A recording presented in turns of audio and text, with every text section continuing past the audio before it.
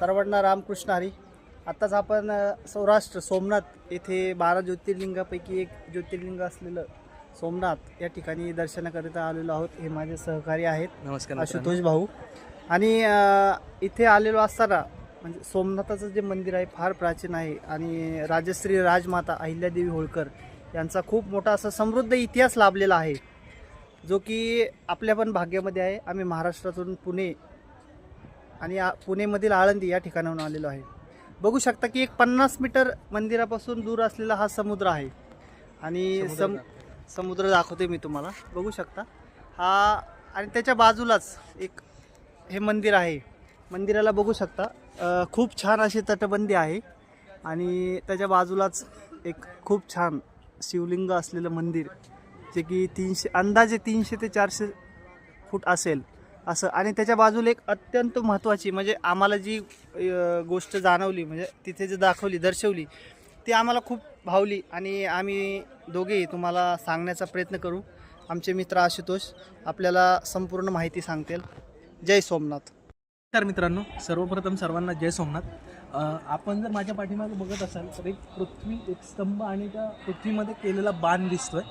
या बाणाचं वैशिष्ट्य असं की सौराष्ट्र म्हणजेच आत्ताचं गुजरात या ठिकाणी श्री क्षेत्र सोमनाथ मंदिर आहे. हे प्रसिद्ध 12 ज्योतिर्लिंगांपैकी एक ज्योतिर्लिंग आहे, जे की गुजरातमधलं दुसरं ज्योतिर्लिंग आहे. पहिलं एक नागेश्वर ज्योतिर्लिंग आहे आणि हे दुसरं श्री सोमनाथ ज्योतिर्लिंग आहे.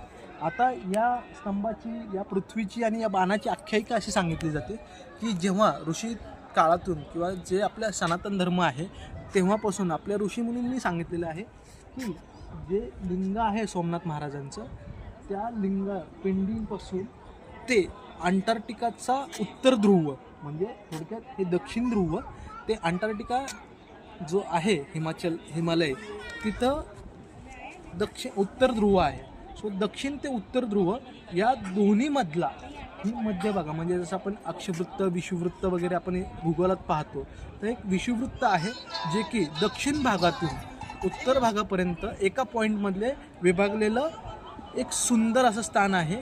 आणि याची आख्यायिका अशी सांगितली जाते, म्हणजे सनातन धर्मात पण सांगितली जाते आणि सायन्स पण हे सिद्ध करतं की ह्या ध्रुवापासून म्हणजे दक्षिण ध्रुवापासून उत्तर ध्रुवापर्यंत सरळ रेषेमध्ये कोणताही द्वीप, खंड, कुठलाही देश, पर्वत, कुठलाही टापू, पर्वत अशा प्रकारची कोणतीही गोष्ट, म्हणजे थोडक्यात जमिनीवरती आपण पृष्ठभाग जो म्हणतो तो कुठल्याही प्रकारचा अस्तित्वात नाही आहे. एवढं सुंदर महत्त्व या गोष्टीचं आहे. म्हणजे इतिहासाच्या दृष्टिकोनातून आहेच, पण आपल्या साधू संतांनी त्यांच्या काही हजारो लाखो वर्षांपूर्वी पण हे सांगितलं होतं.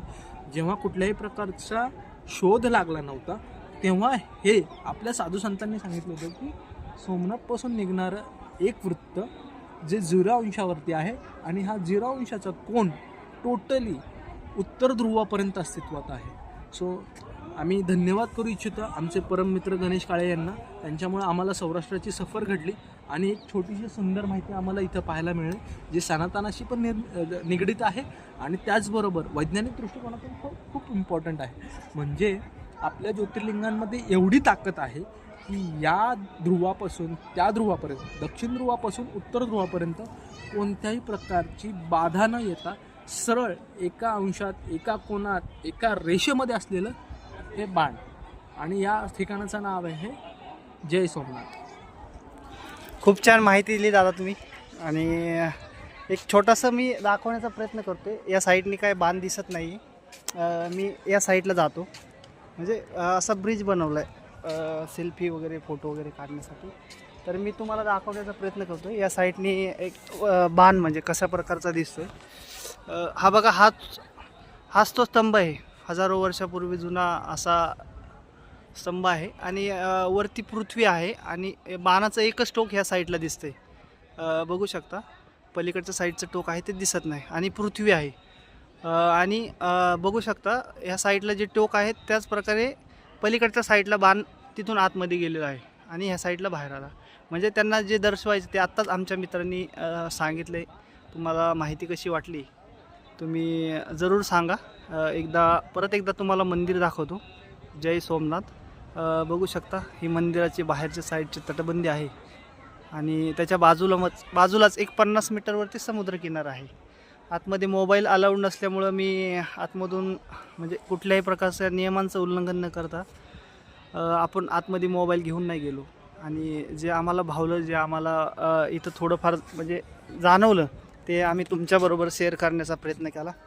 चला तर मंडळी, धन्यवाद. जय सोमनाथ. ओम नमः शिवाय.